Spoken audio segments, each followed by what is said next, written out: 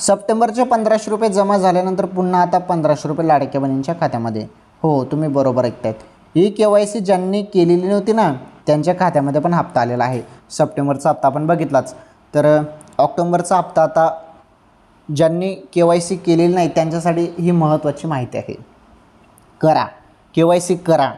कारण जरी नाही केली, आता सप्टेंबरचा हप्ता आला, मग तुम्ही म्हणाल की मला तर सप्टेंबरचा हप्ता येऊन गेला, मी तर KYC पण केलेली नव्हती.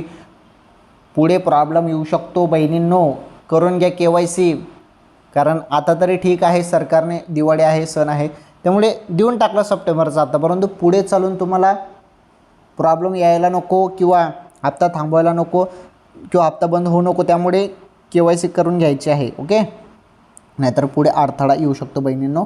KYC करून घ्या, तरच तुम्हाला पुन्हा पुढील 1500 रुपये सुरू होतील. ओके, चला पटापट KYC करा. 2 महिन्याचा कालावधी दिलेला आहे.